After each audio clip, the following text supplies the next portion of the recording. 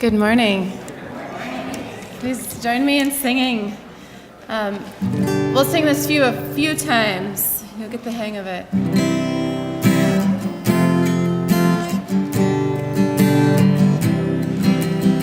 This is a song by Mamuse, and it was taught to me last summer by them. We shall be known by the company we keep, by the ones who circle round and tend these fires. We shall be known by the ones who sow and reap the seeds of change alive from deep within the earth. It is time now, it is time now that we thrive. It is time we lead ourselves into the well. It is time now, and what a time to be alive. In this great turning we shall learn to lead in love. In this great turning we shall learn to lead in love. We shall be known. We shall be known by the company we keep, by the ones who circle round and tend these fires. We shall be known by the ones who sow and reap the seeds of change alive from deep within the earth. It is time now, it is time now that we thrive. It is time we lead ourselves into the well. It is time now, and what a time to be alive. In this great turning we shall learn to lead in love. In this great turning we shall learn to lead in love. Number 10. We shall be known by the company we keep, by the ones who circle round and tend these fires. We shall be known by the ones who sow and reap the seeds of change alive from deep within the earth. It is time now, it is time now that we thrive. It is time we lead ourselves into the well.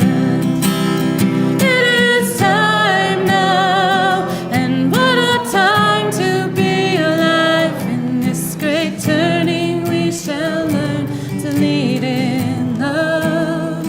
In this great turning we shall learn to lead in love. It is time. It is time now.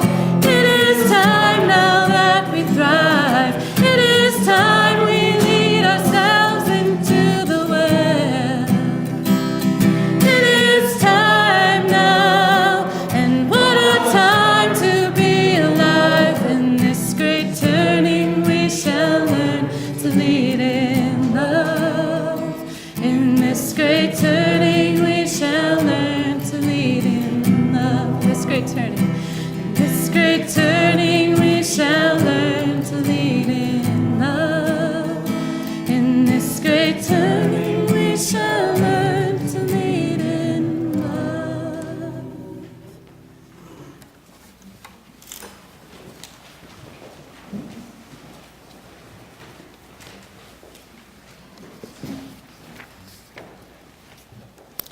Blessed is the one who trusts in the Lord, whose confidence is in God. They will be like a tree planted by the water, that sends out its roots by the stream. It does not fear when heat comes. Its leaves are always green. It does not worry in a year of drought, and never fails to bear fruit.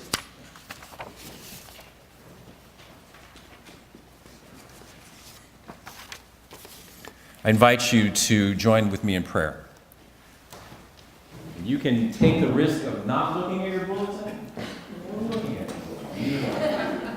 As we embody prayer here, particularly at United, it is not just with our voice, but it is also with our hands, our feet, our sight, our sense of who is next to us as well.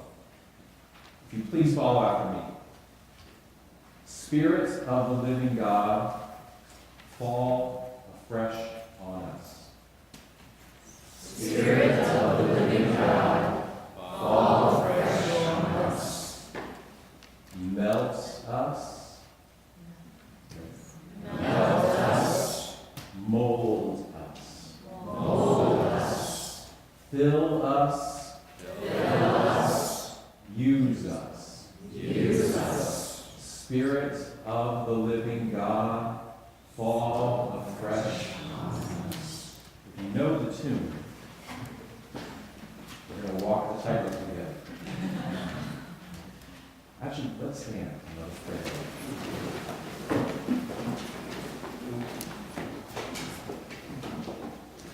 Spirit of the living God, fall afresh on us. Spirit of the living God, fall afresh on us. Melt us, mold us, fill us, use us. Spirit of the living God, fall afresh on us. Let all God's people say. Amen.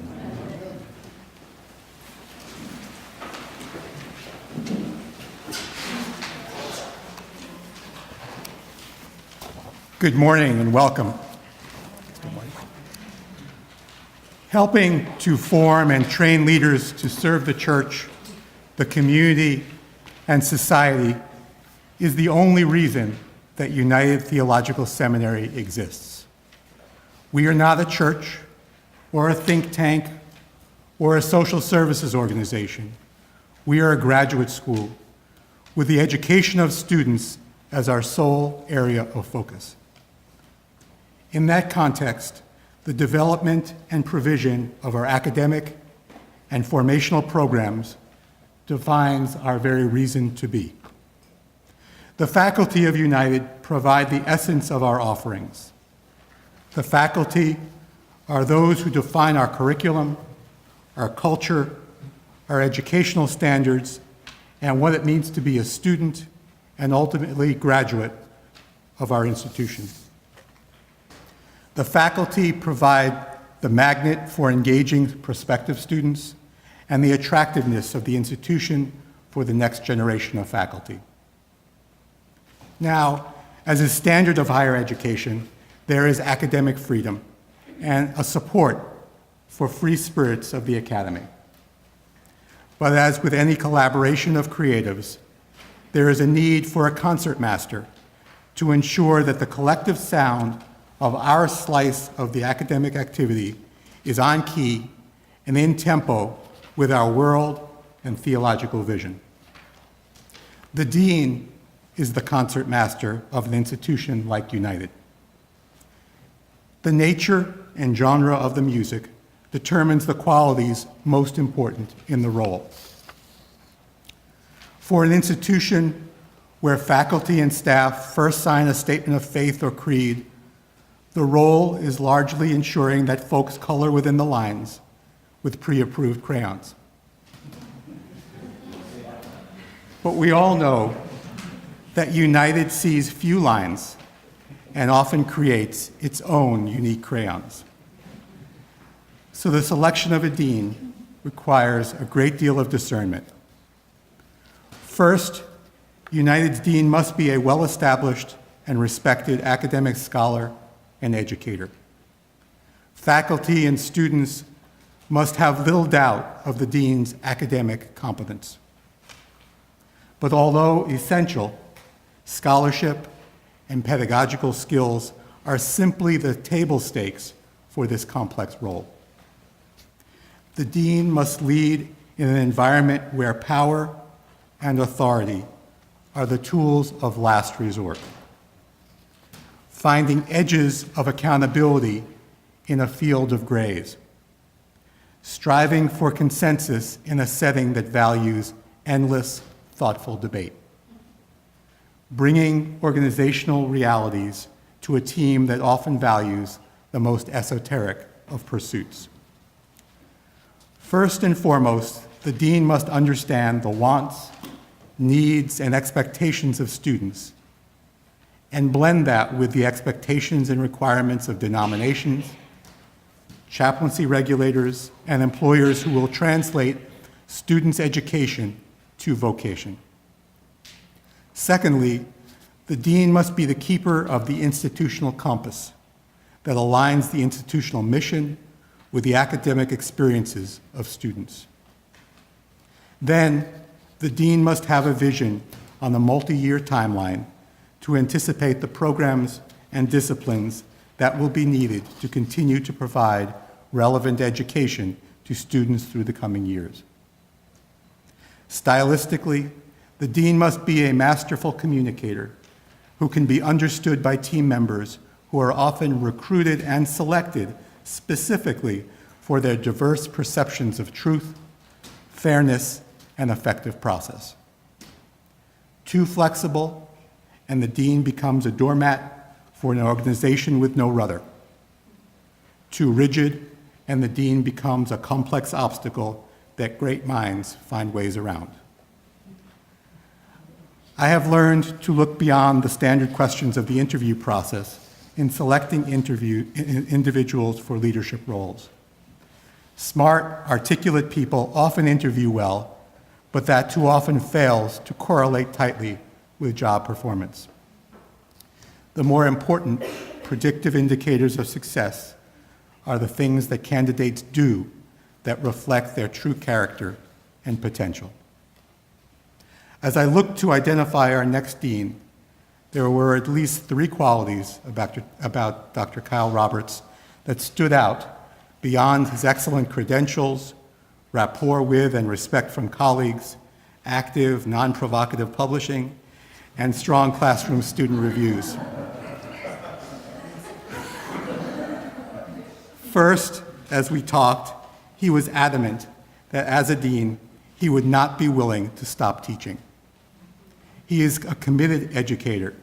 He gets his professional energy in the classroom, and we need a dean who truly loves our most important service offering. Second, as I heard Kyle's personal faith story, I learned of a person who is able and willing to challenge himself and continue to wrestle with difficult questions rather than settling into a comfortable and well-established path. Someone who is willing to adjust his most fundamental of beliefs will undoubtedly be willing to continue to push the academic programs of United. Someone who is willing to leave a tenured faculty position to start again to maintain academic and personal integrity will ensure that United always operates with a strong institutional conscience. Finally, I have seen Kyle manage change and the organizational elements of change. He understands that good ideas are only effective if there is a thoughtful and detailed implementation strategy. Although he is well able to think strategically, he is able and willing to get into the details of a plan to ensure its success while minimizing unintended consequences. As a community, we have a great deal to be grateful for. From my perspective, high on that list is Dr. Kyle Roberts' willingness to serve as our next dean. Thank you.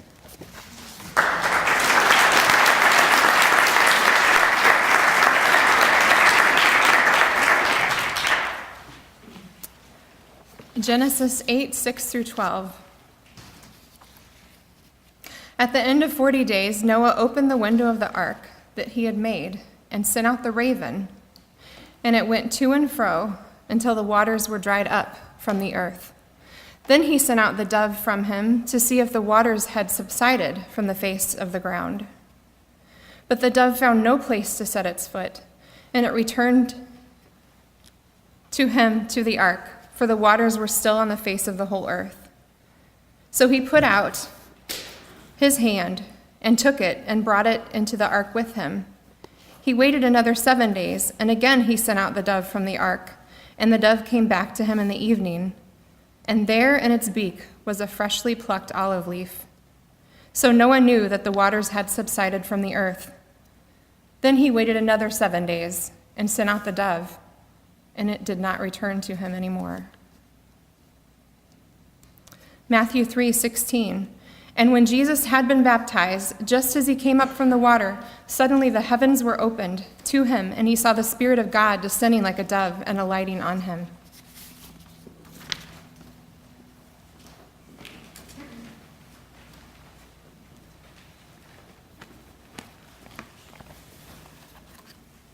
Lou, I have to say, I didn't realize all of that was involved in being a dean. Is it too late?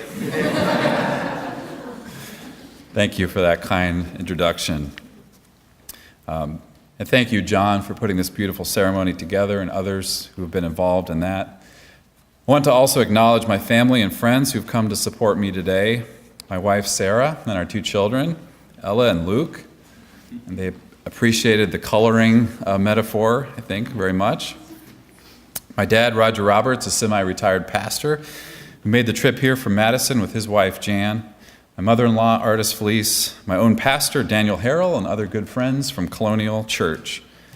And of course, great appreciation goes to our wonderful president, Lou Zeidner, the dedicated trustees, the great faculty, staff, and students of United, and alumni, I would also add. It's an honor for me to be a part of United Theological Seminary of the Twin Cities, much less now installed as its next academic dean. Once upon a time, God flooded the earth and destroyed everything. We can talk about that in theology class. But God made a gracious provision for one family and a boatload of animals to ride out the weather. Apparently, after some time, God had forgotten about this solitary ark floating out on the waters, because the text says that God remembered them, and then he blew some wind over the waters, and they began to recede. After a long time, the father of this floating family and erstwhile zookeeper, Noah, otherwise known as Russell Crowe, released a raven to go check things out and see whether any land was in sight. The raven came back empty-beaked, and then he sent out a dove, but it returned empty-beaked. Everything was underwater. Then, after 7 days, he sent out the dove again, and it came back with an olive leaf, at which time Noah felt like things were looking up. Then, after yet another 7 days, there must be something about that number, he sent out the dove a second time, and it was never heard from again. That's when Noah knew things were going to be okay. That's my unauthorized translation of the Hebrew text. Have you ever wondered where that dove went? What she saw? What she encountered? I bet she had some pretty great adventures. I bet somebody in this room even could write a fascinating novel about the adventures of Noah's dove. Now, if you'll indulge me in yet one more bird story, Søren Kierkegaard told a story about a dove. Well, 2 doves, in fact. A tame dove and a wild dove. The tame dove was comfortable with his life. He felt secure because he received his food directly and daily from the farmer. One day, the tame dove happened upon a wild dove. This tame dove urged his new friend, the wild dove, to come and live at the farm, to settle down and enjoy a comfortable and secure life. The wild dove responded disdainfully to the tame dove, and he flew off to his life of adventure. But eventually, the wild dove longed for the comfort and security that the tame dove had described. Having decided he'd had enough of scrambling and scraping together his food, going from one temporary home to the next, subject to the whim and whimsy of nature, he set off for the farm to reunite with the tame dove, ready to eat blissfully from the hand of the farmer without a care in the world. That night, the farmer trapped the wild dove in a box. That was the last anybody ever heard from the wild dove. Nobody wants to imagine what he saw. Nobody wants to write a novel about the rest of his life. Although if someone does, I might suggest the title, When Doves Cry. Sorry, Io, I just had to do it. Which brings me to my story. Most of you know I came to United after nearly a decade on the faculty at another seminary. I had mostly enjoyed my time there. I grew a lot professionally and theologically. As Lou mentioned, I had attained tenure and I had achieved full professor status. I was pretty comfortable vocationally speaking. You might say I was the tame dove in Kierkegaard's story, blissfully eating from the hand of the farmer. Well, not exactly. I was ready to move. Theologically, I had been shifting one way while the leadership of the seminary at the time was pushing hard the other way. And the seminary I worked for, like so many today, was experiencing a lot of turmoil and transition in the midst of great challenges. The Great Recession and mounting student debt, the crisis in higher education, the specific challenges confronting seminary education. The Lord knows we've had our share of related challenges at United. I'm sure this is overly simplistic, but it seems to me there are two primary options in the face of these challenges. The first, to develop a new and compelling vision, to face challenges with courage, to open arms wide to the world, to be educationally creative, theologically imaginative, ecumenical and inclusive, to explore and to discover, to take risks, albeit calculated ones. In other words, to be a wild dove. But there's another approach. Many leaders and institutions see the future as they gaze out beyond the edges of the farm, and they get scared. The anxiety is palpable. They shrink back in fear. They double down on what they know, whether that's conservatism with its exclusivist bent and narrow theology, or even some forms of liberalism which can foster their own kind of narrow-minded fundamentalism and exclusivism. In challenging times, many turn to what they're comfortable with, whether that's a theological narrowness, an exclusivistic identity, or a formulaic pedagogy.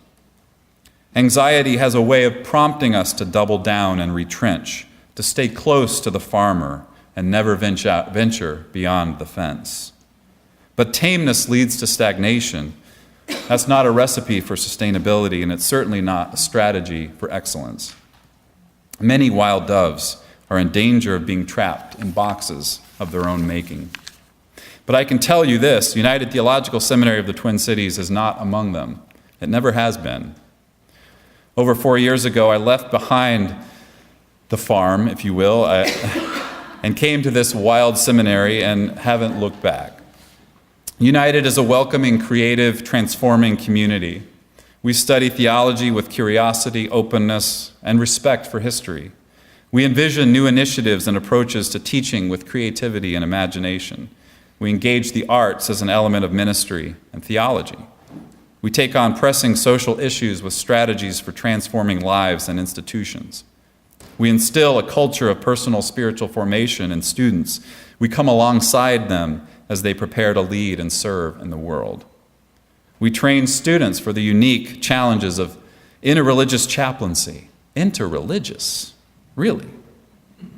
We encourage them to become not just better educated ministers, community organizers, and chaplains, but better humans in a broken and conflicted world that needs them, that needs us.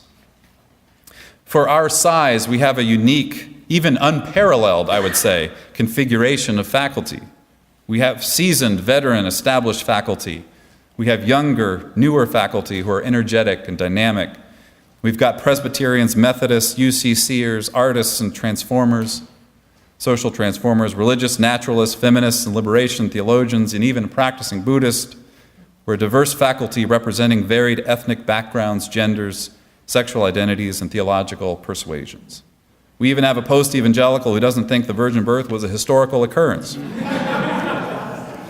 And we have a student body who come from all walks of life, all kinds of theological and religious backgrounds, lifelong churchgoers committed to word and sacrament and local church ministry.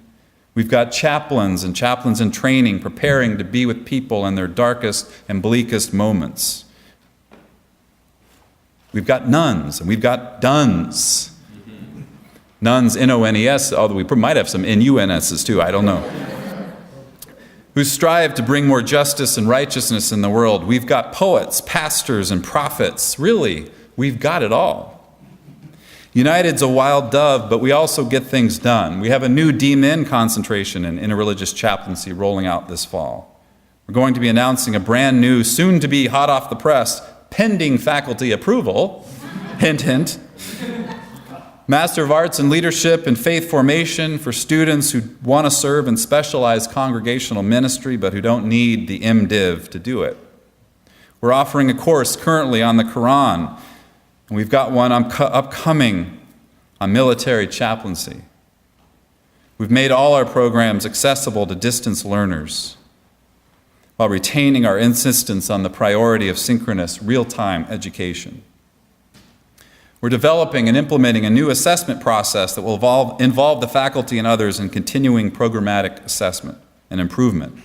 We are elevating the experience of students as the ultimate criterion of all that we do. My aim, our aim, is that students come away from their time at United feeling like every bit was worth it, even the hard stuff.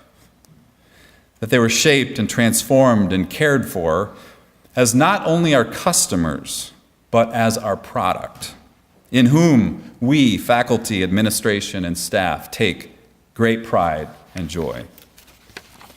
We've had our struggles, we've had our turnover, we've had our chaotic transitions in the past number of years, but through all of that, we've had spirit.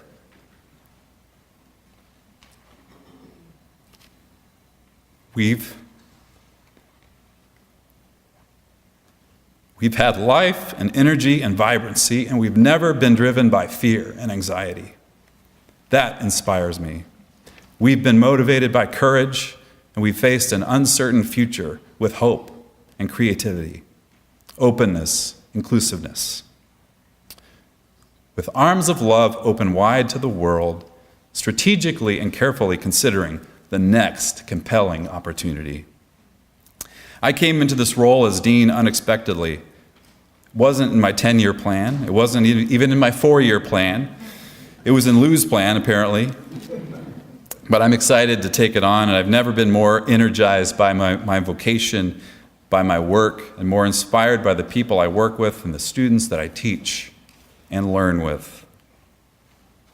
United's not a tame dove. Nor is United Kierkegaard's wild dove, whose tragic tale is only good for morality lessons. I like to think we're more like Noah's dove, flying out over the waters and scanning the horizon for the next great adventure, perhaps somewhere around Highway 280 and University Avenue. As we live into the future that is now, we'll continue United's tradition of a challenging and open-minded theological education in authentic community, preparing people for service and action in the church and in the world. That's why United will continue to thrive and will form our students to be pastors and leaders of communities, scholars of theology and religion, able interpreters of sacred texts and shapers of culture, ministers of reconciliation, and activists for justice and peace. In your conclusion, you're never supposed to bring up a new idea, but I'm going to break that rule. In the Gospel of Matthew and of Luke, the Holy Spirit appears as a dove. At Jesus' baptism, God proclaims, "This is God's Son, the chosen one, the Messiah." The Spirit then descends on Jesus like a dove.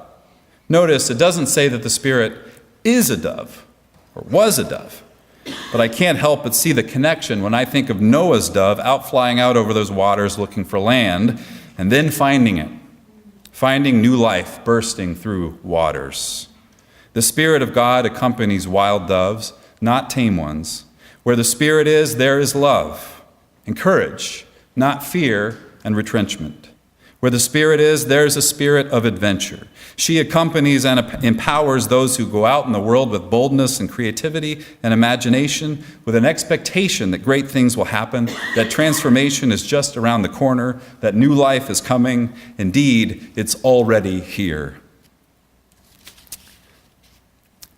I'm glad I'm a part of the wild dove that is United Theological Seminary of the Twin Cities, and I hope you are too. I hope you will join us on this adventure, or at the very least pray for us, support us, and cheer for us as we move out further on the waters, following God's spirit of adventure and empowerment for a new life. Thank you.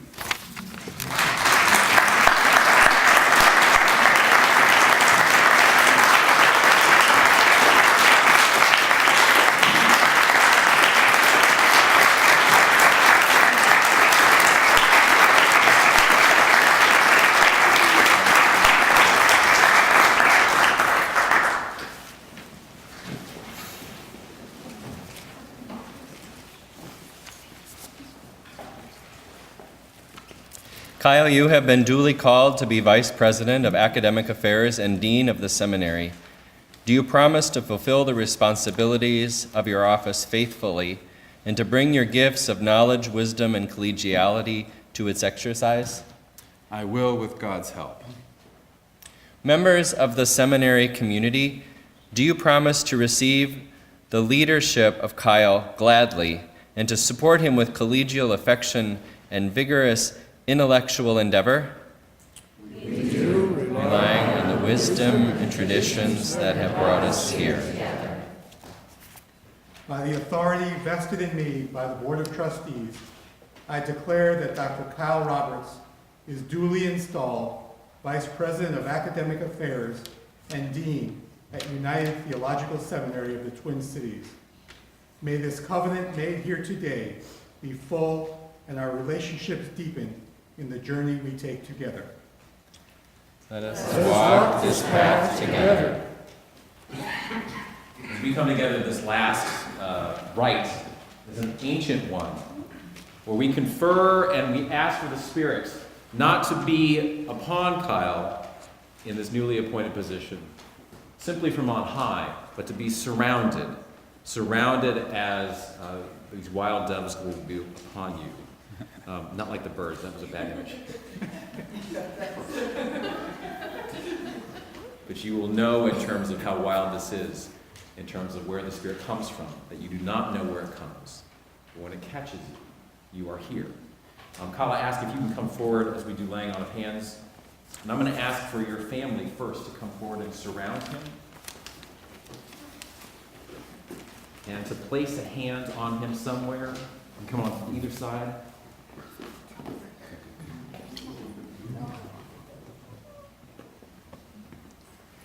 And then for friends, for colleagues, if you wish, you may come forward to lay a hand in, or you can sit at your seat and raise your hand to confer your own spirit, and God's Spirit through you as well. Please come forward.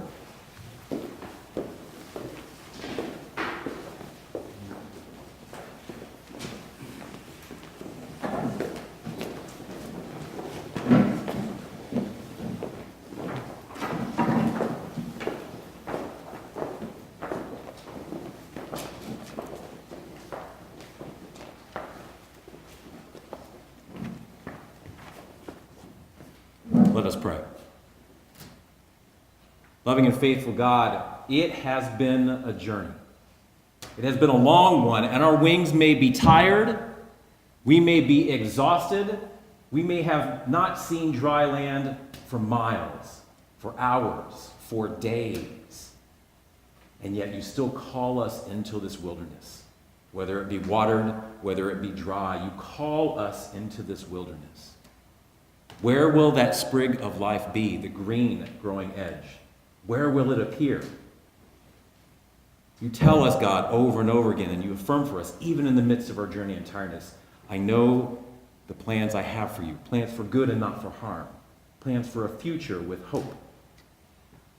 We ask continually for this affirmation in this weary journey, in this long one. For you have told us through these hands that the sprig of life is here. You have told us and surprised us by words, or sometimes not even by words, but simply by being together. that the sprig of life is here.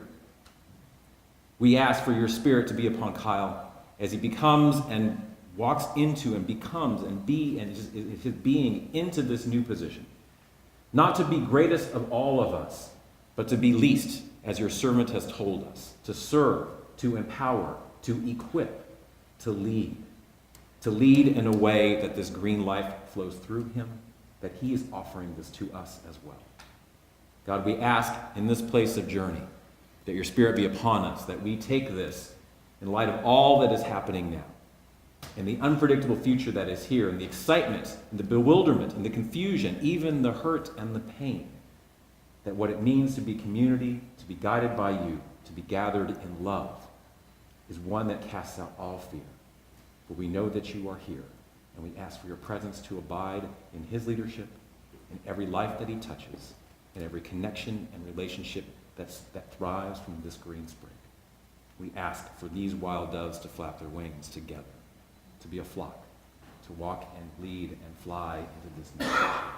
We ask this in the name of all that is holy, and let the community and the doves say together, Amen. Amen.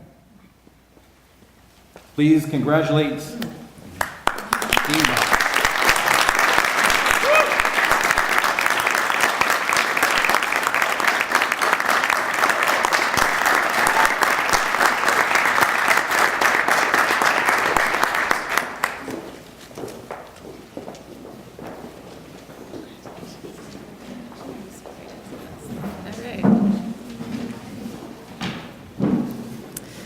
I'm going to teach you a little song to send us on our way.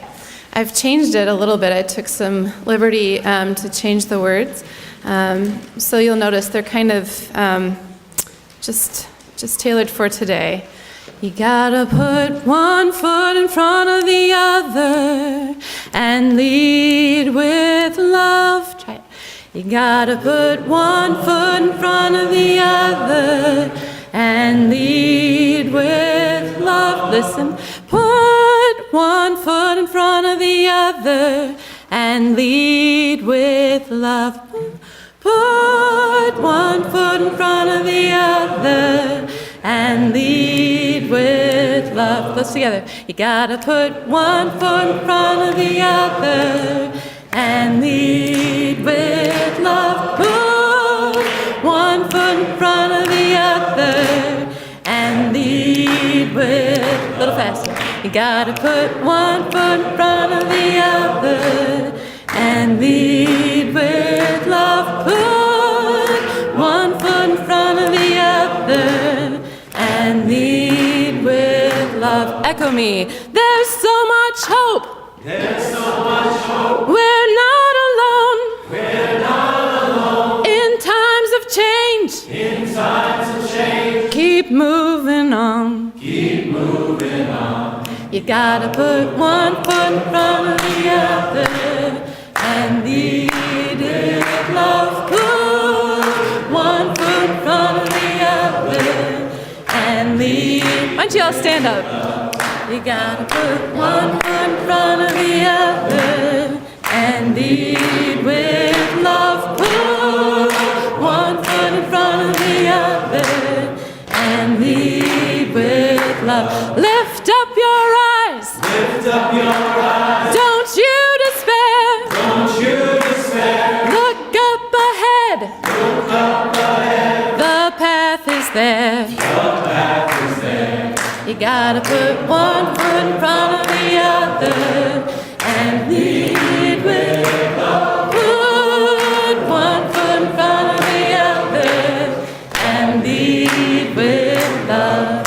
You gotta put one foot in front of the other and lead with love. Put one foot in front of the other and lead with love. I know you're scared. I know you're scared. And excited, sad, confused, curious. Sad, confused, curious. But here I am. But here I am. Right next to you. Right next to you. You gotta put one foot in front of the other and lead with love. Put one foot in front of the other and lead